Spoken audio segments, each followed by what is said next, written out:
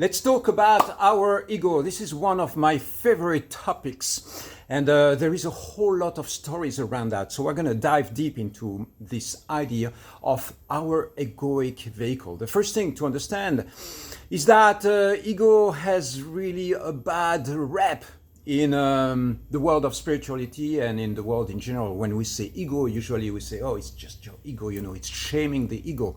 So we're going to start shifting a little bit those mindsets and those narratives around that. The reason why the ego is narrated or considered as being a bad thing, it comes probably from the idea or the spiritual path, from the relationship between guru and disciple. When a guru or a teacher is telling to a disciple, this is your ego is holding you back. It's because of your ego. So we associate the ego with the shadow aspects or the negative aspects of our personality. So when a guru or a teacher comes to a disciple and says, it's your ego holding you back, what he or she is saying is that there is an aspect in your being right now, and I would like to reach you deeper. I would like for you to evolve, but I cannot reach you because there is an attachment to who you are. So this attachment and this contraction that you have inside of you is holding me, or is holding us from diving deeper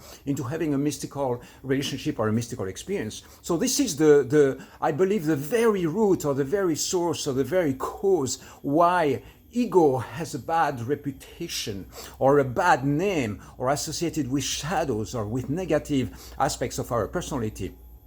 So I want to expand this idea of ego to something much, much vaster than that. For me, ego is my personal identity. And in the ego itself, I have positive and I have negative aspects. The negative aspects are going to be shadow aspects. They are going to be mature aspects. They are going to be aspects of my mind, of my life that are holding me back, ways in which I show up in this existence with potential, toxicity, immaturity. For instance, if I'm in my immature masculine energy, I'm going to be very aggressive and very challenging to everybody. I'm going to be projecting emotions and ways of speaking and communicating with the world that are not in alignment with my highest potential. So if I shift from immature to mature, and I come from a place of being protective and respectful and honoring other people's truths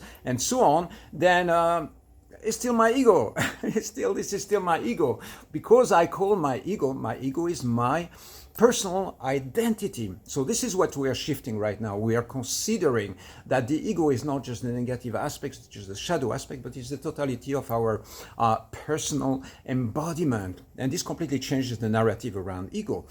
I love my ego. This is what you see. It's a personal embodiment, right?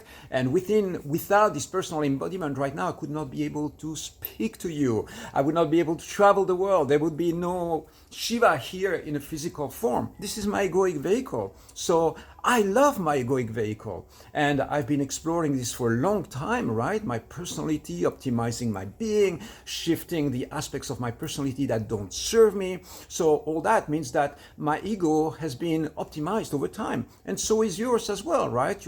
You are thriving to be the best version of yourself. Every single day you wake up, you go like, how can I be a better person, right?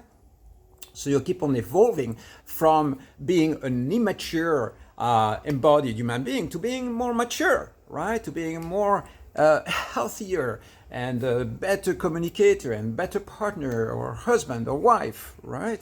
This is what we are thriving to experience here. So we want to shift the narrative. You have the shadow ego or the immature ego, and then we have the mature ego and the healthy ego. And when you look at yourself and you say, I love my ego, what you're saying is like, I love this physical, beautiful, delicious embodiment. My mind is powerful. My creative power is amazing. This is my ego. I'm attached to these things. I'm attached to being the best person that I can be. So this attachment sometimes is going to be very absolutely useful. There are lots of things I want to control in my existence. I want to control my personal space.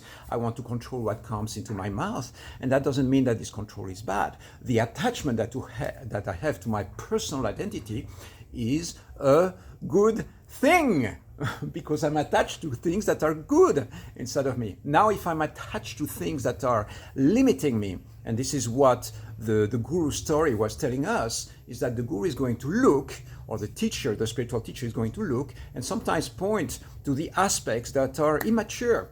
And so if I'm addicted to something and my teacher or guru looks at me and says, you are not evolving right now because you attach to things that no longer serve you, what he's saying is this attachment, this energetic attachment or this limitation that is holding you back from evolving. So I hope all that makes sense. I hope that when you put it within that context, it starts falling into place. And we want to shift the narrative. Your ego is beautiful. I love your ego. I'm glad that you have a personal identity. This is the best word that we have right now for defining the spiritual identity. Your ego is beautiful. And yes, you are a work in progress. You are evolving, you are changing. And but that doesn't stop you from being an embodied being with a beautiful body, a beautiful mind, a beautiful life that you want to cherish. You want to celebrate your physical existence rather than denying it, rather than pushing it away.